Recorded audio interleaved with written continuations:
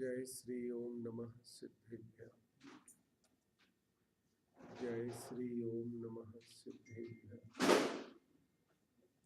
जय श्री ओम नमः सिद्धेभ्यः। नमो अरिहंतारं, नमो सिद्धारं, नमो आयर्याणं, नमो उवज्रायाणं, नमो भवे सर्वसाम्। ओंकारं बिंदुसंयुक्तं नित्यं ध्यायन्ति योगिनः।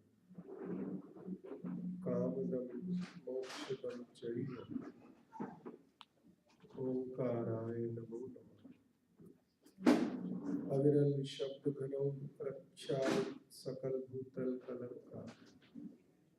मुनि उपास्य तीर्था सरस्वती वंदे नो दुर्गा। अज्ञान तिमिरान्धकारां ज्ञानांजन शलाकया चक्षुरुन्मीलितं येन तस्मै श्री गुरुवे नमः। मंगलं भगवान वीरो मंगलं गौतमोदय मंगलं कुंदकुंदाद्यो जैन धर्मोस्तु मंगलम्। सर्वमंगल मांगल्यं सर्वकल्याणकारकं प्रधानं सर्वधर्माणां जैनं जयं।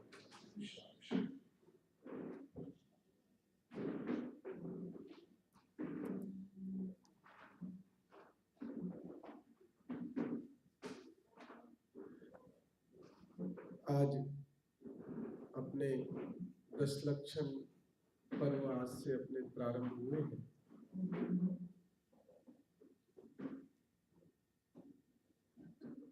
धर्म आराधना के लिए बहुत ही महत्वपूर्ण दिन है ये 10 दिन।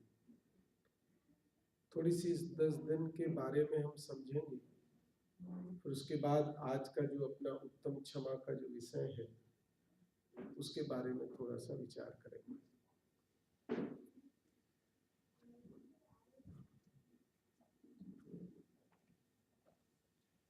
ये जो 10 दिन अपने को आते हैं पंचमी से लेके चतुर्दशी तक, ये किस प्रकार का काल है थोड़ा सा समझने की आवश्यकता है। कि जैसे हमको कहीं नदी पार करनी हो और हमें इस पार से उत्तर से दक्षिण की ओर जाना हो, नॉर्थ से साउथ की ओर जाना हो, और हवाएं साउथ से नॉर्थ की ओर चल रही हो, दक्षिण से उत्तर की ओर चल रही हो, तो बहुत कठिनाई होती है। क्यों? क्योंकि हम जितना भी पुरुषार्थ करते हैं वो वापस हमको पीछे धकेलती है। तो हमें नदी पार करने के लिए बहुत अधिक श्रम की, पुरुषार्थ की आवश्यकता पड़ती है।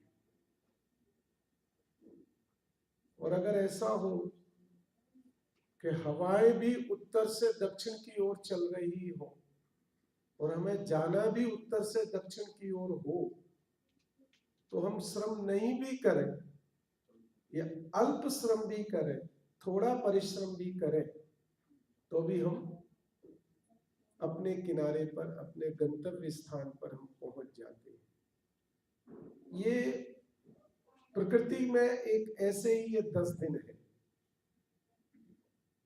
कि यहाँ धर्म आराधना, यद्यपि पूरे साल जीव को समय मिलता नहीं है, बहुत कसायों की तीव्रता रहती है, तो थोड़ा भी श्रम करें, थोड़ा भी पुरुषार्थ करें तो उसका मन लगता है, चित्त लगता है और वो उस प्रकार उस वस्तु को प्राप्त कर सकता है।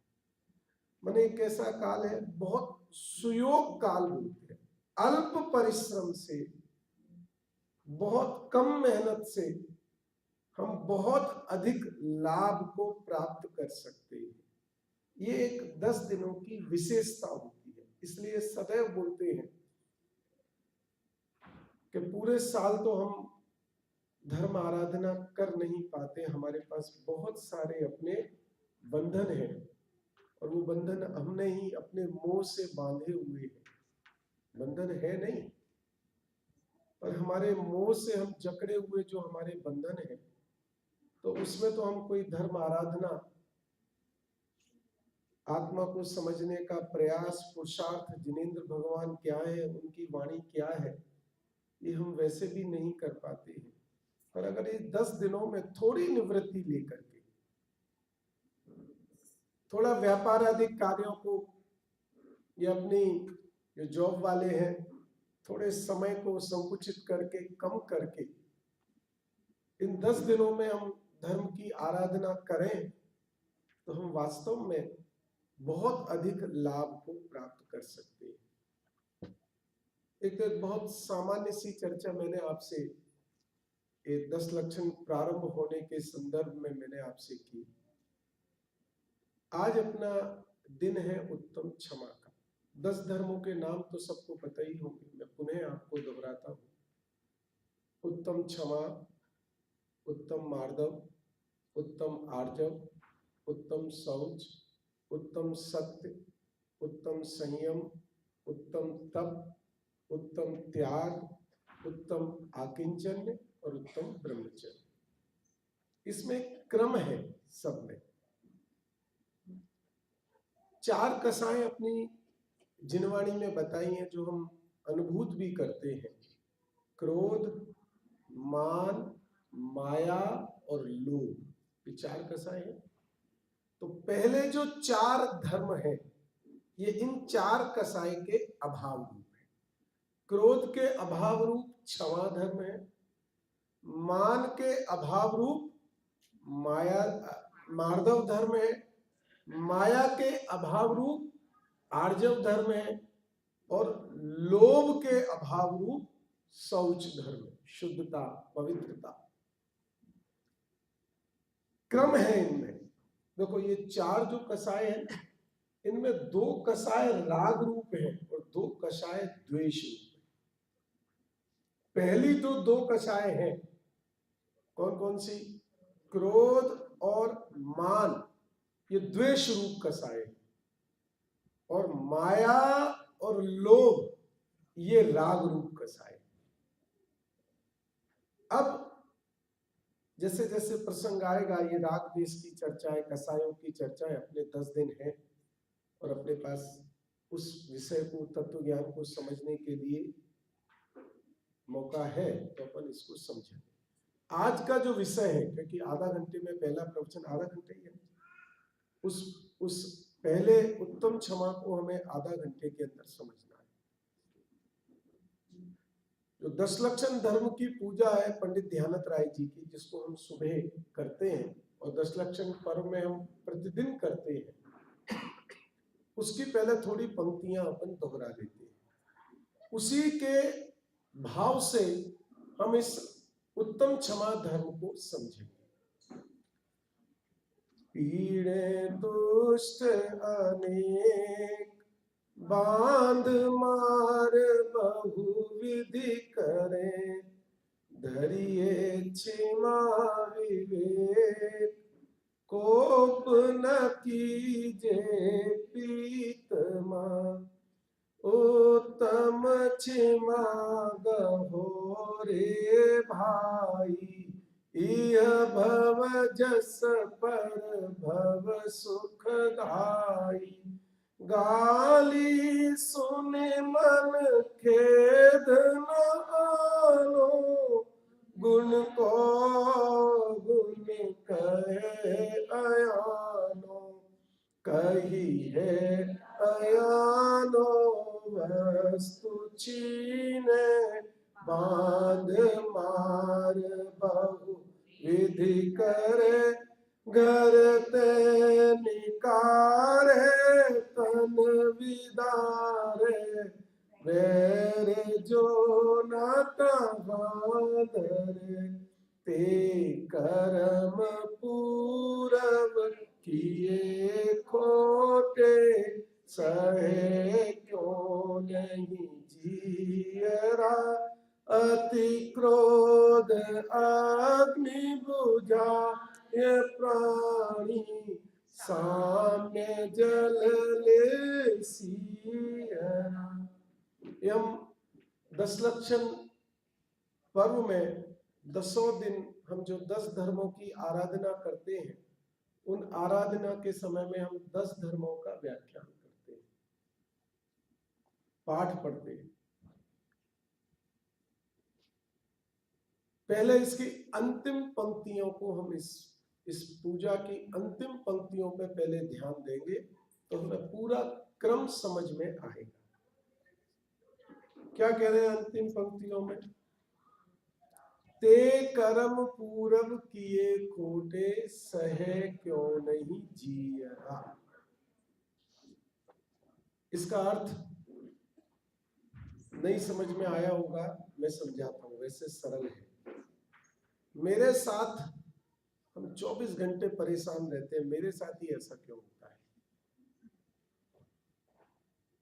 कोई इच्छा हो पूरी नहीं हो, अथवा कोई प्रतिकूल संयोग आ जाए, कोई दुख की घड़ियां आ जाए, और वो निरंतर 24 घंटे कुछ ना कुछ जीवन में धारा प्रवाह लगा ही लगा रहता है। मैं जो सोचता हूं वो मुझे प्राप्त नहीं होता है। कोई ना कोई विघ्न आते रहते हैं, और जब विघ्न आते हैं तो उन विघ्नों के प्रति क्रोध आए बिना नहीं रहता। कोई भी अगर मैं जो सोच रहा हूं या जो कुछ कर रहा हूं, तो उसमें अगर कोई अड़चन आएगी, कोई रुकावट आएगी, तो उस अड़चन के प्रति, उस रुकावट के प्रति, वो रुकावट किसी भी निमित्त से हो, किसी के भी कारण से हो, उसके प्रति मुझे क्रोध आएगा कि नहीं आएगा? मुझे क्रोध आए बिना नहीं रहेगा। तो यहां एक मूल मंत्र देते हैं पंडित ध्यानत राय जी, बहुत समझने की बात है। वो ये नहीं बताते हैं कि ये रुकावट आई है तो इसमें शांत रहो।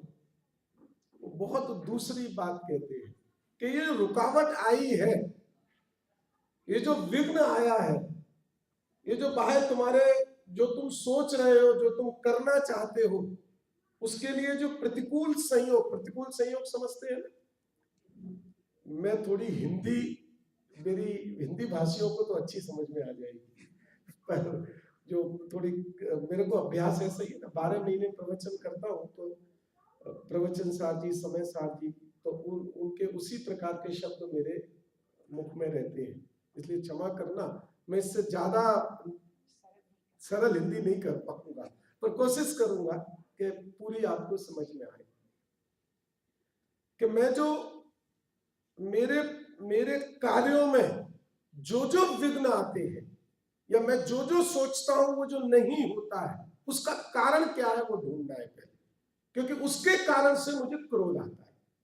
किसके कारण से क्रोध आता है? क्रोध का कारण क्या है?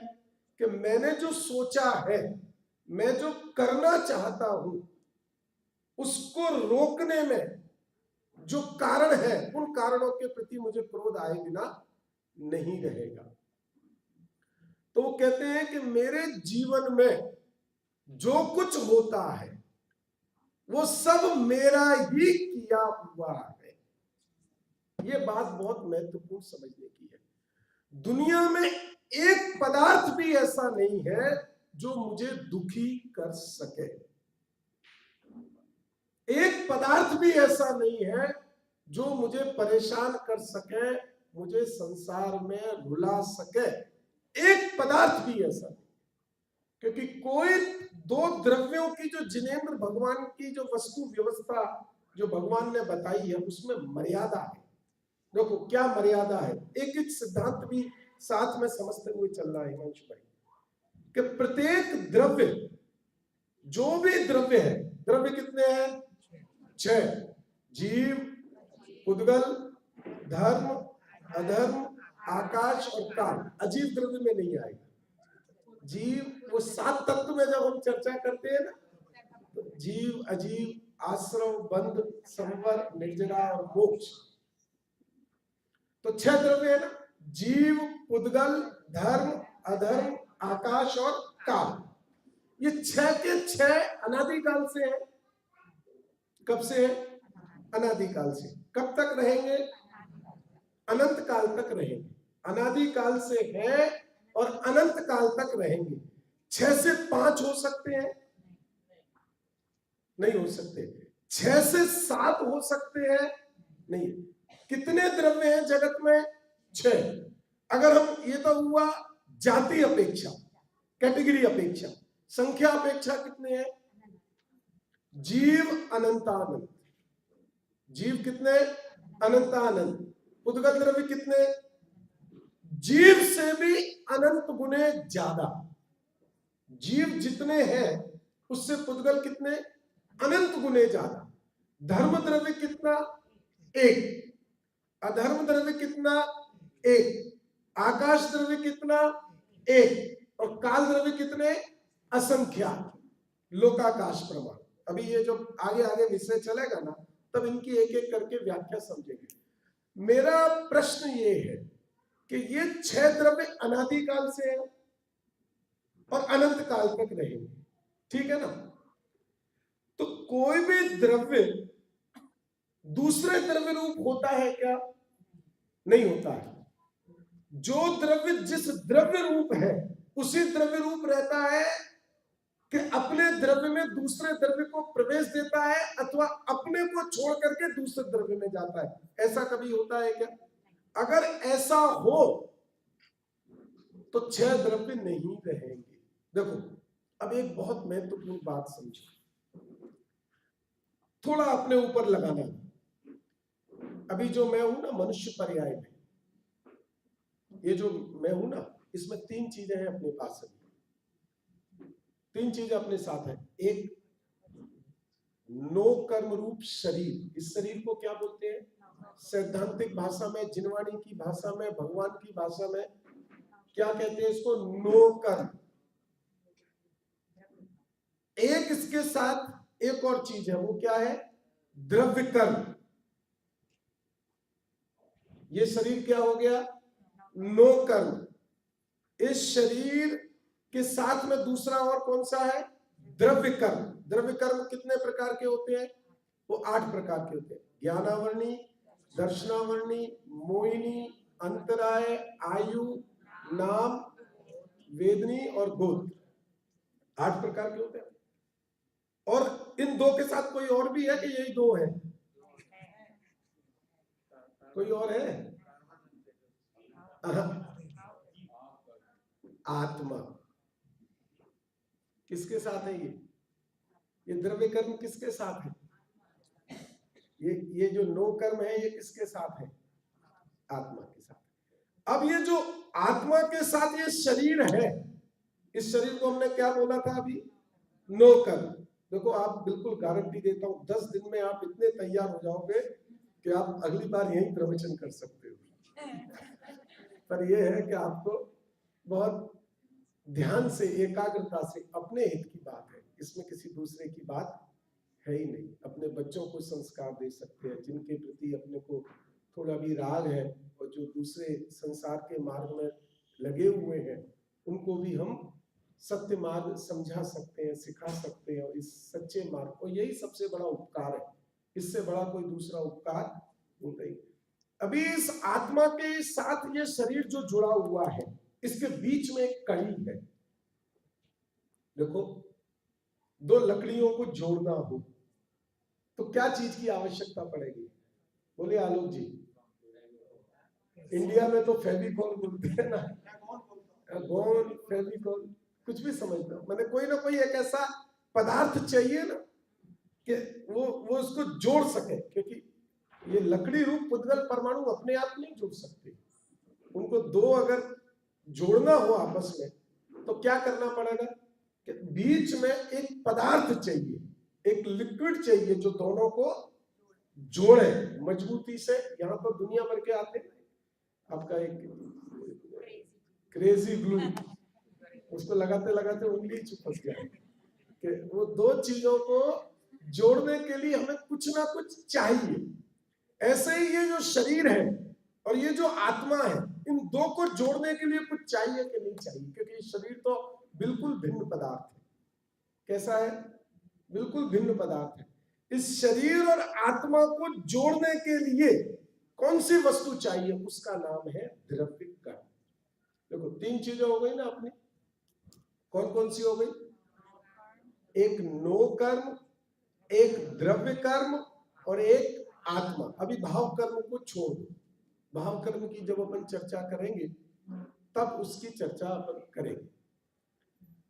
अब ये जो मेरी वर्तमान की स्थिति है, कौन सी स्थिति है? कि अभी मेरे साथ नो कर्म रूप शरीर है, 8 प्रकार के द्रव्य कर्म रूप कार्मान शरीर है और एक आत्मा है। अच्छा, ये जो आत्मा है ये इस शरीर में कहां पर है? कहां ज्यादा होगा? इधर ज्यादा होना चाहिए, क्योंकि यहां से हम सोचते हैं, यहां से हम संवेदन करते हैं। तो आत्मा कहां ज्यादा होना चाहिए? कहां ज्यादा, मतलब कहीं ना कहीं तो ज्यादा होना चाहिए ना। आत्मा कहां ज्यादा होना चाहिए? नख से लेकर के सिर तक, इस जितना ये शरीर है उतने ही प्रमाण में इसमें आत्मा के प्रदेश विद्यमान। ठीक है ना? अब आत्मा कितना है? एक। उस आत्मा के गुण कितने हैं? अनंत। आत्मा कितना है? एक। उसके गुण कितने हैं? अनंत। अब स्थिति समझना दूसरी, जिसके लिए हमने ये इस ट्रैक को लिया था, कि उस आत्मा पे ये जो 8 प्रकार के कर्म है, आत्मा का माप किससे होता है? देखो, जगत में 2 प्रकार के पदार्थ हैं, एक रूपी और एक अरूपी। आज बेसिक क्लास है, थोड़ा सा तो आज थोड़े सिद्धांत समझ लेना, बाकी तो कल से सब धीरे धीरे धीरे धीरे समझने आने। कोई अभ्यासी हो और बोले कि क्या सिखा रहे हैं, पर वो जरूरी है, बेसिक चीज है। 2 प्रकार के पदार्थ है ना। कौन कौन से पदार्थ? एक रूपी और एक अरूपी। रूपी किसको कहते हैं? कि जो आंख से दिखाई दे अथवा जो चक्षु इंद्री का विषय हो, उसको हम कहते हैं रूपी पदार्थ। और जो आंख से दिखाई ना दे, हो पर आंख से दिखाई ना दे, उसको हम क्या कहते हैं? अरूपी। ठीक है ना? अब ये 2 प्रकार के पदार्थ हो गए, एक रूपी और एक अरूपी। अब 6 द्रव्यों का बंटवारा करो, इसमें कौन सा द्रव्य रूपी है और कौन सा द्रव्य अरूपी है? 6 द्रव्य है ना लोक में।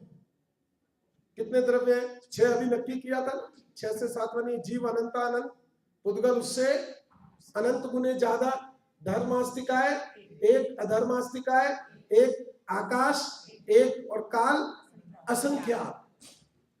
काल कितने? असंख्यात। अब इसमें कितने द्रव्य रूपी और कितने द्रव्य अरूपी? एक द्रव्य रूपी है। एक द्रव्य चक्षु इंद्री का विषय बनता है और बाकी के 5 द्रव्य अरूपी है, चक्षु इंद्री का विषय नहीं बनते हैं। तो चक्षु इंद्री का विषय नहीं बनते। चक्षु इंद्री समझ गए? चक्षु माने आंख, आंख के द्वारा जानने में आने वाले पदार्थ, उसको हम क्या कहते हैं? चक्षु इंद्री का विषय। ठीक है ना? अब बाकी के जो 5 पदार्थ हैं वो है क्या? नहीं दिखाई नहीं देते हैं, तो है क्या? नहीं। कहां दिखाई देते हैं? ज्ञान में दिखाई देते हैं, अनुभव में दिखाई देते हैं। अब मैं आपसे एक बात पूछता हूं, जो देखे का हमारा विश्वास है और जो बिना देखे का विश्वास है, उस विश्वास में कितना फर्क पड़ता है? नहीं समझ में आई? मैं आपसे एक बात पूछता हूं, आजकल हमारे घर में जितने भी टीवी, जितने भी साउंड सिस्टम जितने भी हैं, वो सब रिमोट से हो गए। कैसे हो गए? रिमोट से। तो मैंने अभी यहाँ से रिमोट का बटन दबाया और सामने टीवी पे चैनल चेंज हो गया। ठीक है ना? मुझे साउंड स्लो चाहिए, तो साउंड स्लो का बटन दबाया और सामने अभी तो बहुत एडवांस हो गया, अब तो सोचो तो हो जाएगा थोड़े दिनों बाद, पर अभी तो यहीं पर ही है अभी अपन। तो वो स्लो हुआ। अब यहां से वहां कुछ रेस गई होंगी, कुछ कुछ किरणें या कुछ ना कुछ गया होगा कि अपने आप हो गया, कुछ गया होगा ना। वहां टीवी ने कुछ रिसीव किया होगा ना, और इसने कुछ भेजा होगा ना, तब तो वो चैनल चेंज हुआ और साउंड भी अप और डाउन हुआ, ऊपर नीचे हुआ। किसके कारण से हुआ? अच्छा, जो भेजा वो आपको दिखाई देता है क्या गया? दिखाई देता है? अच्छा, नहीं दिखाई दिया। जिन्होंने उसको खोजा, इन्वेंशन किया, आविष्कार किया, उन्होंने तो देखा होगा। उन्होंने देखा है क्या उसको? उन्होंने भी नहीं देखा। जिन्होंने आविष्कार किया उसका, उन्होंने उसको, उस रेस को देखा है? उन्होंने भी नहीं देखा। अब मुझे जैसा टीवी दिखाई दे रहा है, जैसा रिमोट कंट्रोल दिखाई दे रहा है आंख से, और रेस मुझे आंख से दिखाई नहीं दे रही है, तो विश्वास रेस पर 50% होना चाहिए और टीवी और रिमोट पर 100%। ऐसा होता है क्या? विश्वास कितना होना चाहिए? देखो समझना बात। क्यों विश्वास कैसे हुआ है? विश्वास के लिए चक्षु की आवश्यकता नहीं है, विश्वास के लिए अनुभव की आवश्यकता है। ख्याल में आ गई क्या बात? अगर हम चक्षु के ऊपर डिपेंड रहेंगे तो हम इस वस्तु व्यवस्था का, जगत का निर्णय ही नहीं कर सकते। देखा हुआ ही सत्य होगा तो मेरे को बड़ा संकट आ जाएगा, क्योंकि मैंने दादा के दादाजी को नहीं देखा है। क्या? किसको नहीं देखा है आलोक जी? मेरे दादा को मैंने देखा, उन दादा के दादा को मैंने नहीं देखा। अगर मैंने नहीं देखा है और मैं देखे हुए को ही सत्य मानूंगा, ये आजकल बहुत बड़ा एक प्रश्न चलता है। दिखाओ हमें, हमें दिखाओ। आजकल के यंग जनरेशन वाले हैं ना, वो क्या प्रश्न करते हैं? हमें दिखाओ तब हम विश्वास करेंगे। अगर देखा हुआ ही सत्य होता तो मैंने अपने दादाजी के दादाजी को नहीं देखा, तो वो थे कि नहीं थे? नहीं देखा तो नहीं थे क्या वंशु भाई? कि थे? अरे अगर वो नहीं होते तो मेरे दादाजी कहां से आते? ख्याल में आया कि नहीं आएगा? ऐसे ही अभी विश्वास किसका करना? इस शरीर का, क्योंकि ये तो दिखाई देता है। इंद्रियों का, ये तो दिखाई देता है। और जो दिखाई नहीं देता है, जो है, जो सत्य है, जो दिखाई नहीं देता है, उसका विश्वास 50% करना है कि 100%? जैसा देखे हुए का विश्वास करना है, वैसा ही बिना देखे का विश्वास करना है। उसमें कोई तकलीफ आके खड़ी होती है? बिल्कुल तकलीफ आके खड़ी नहीं होती है, क्योंकि एक ज्ञान से, अनुभव से, संवेदन से प्रतीति में आता है, अनुभव में आता है, और एक चक्षु इंद्री से आता है। तो दो चीजें स्पष्ट हो गई अपनी। क्या? कि जगत में कितने पदार्थ है? 6।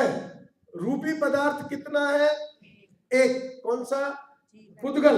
ये सब पुद्गल की रचना है सारी जो हमें दिखाई दे रही है। और अरूपी पदार्थ कितने हैं? 5। जाति अपेक्षा। जीव भी अरूपी है। अब जीव को कहां देखना पड़ेगा?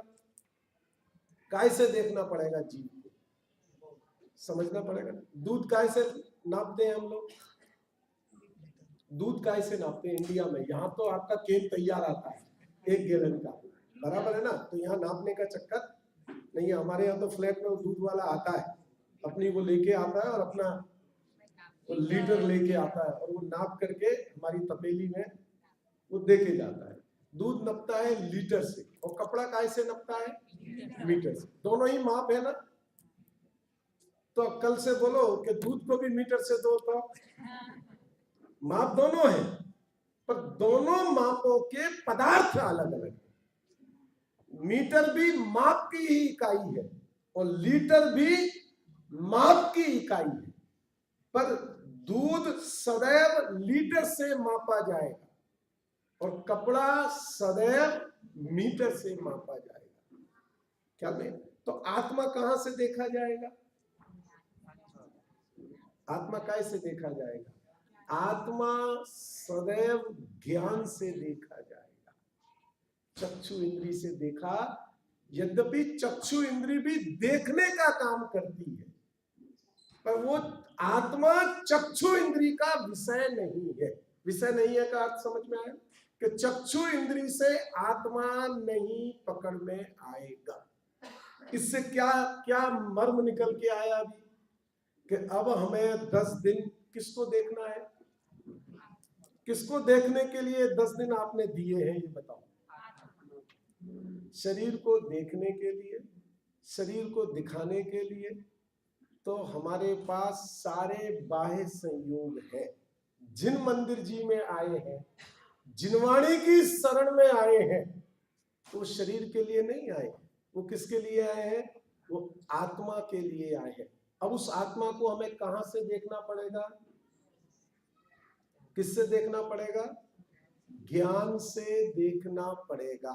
तो वह ज्ञान क्या है, ये बात को हमें समझना पड़ेगा। क्योंकि तो मेरा विषय अभी थोड़ा सा ये क्षमा का रह गया है। अभी आपका आधा घंटा तो ये हो गया पूरा, लंबा करूं मैं?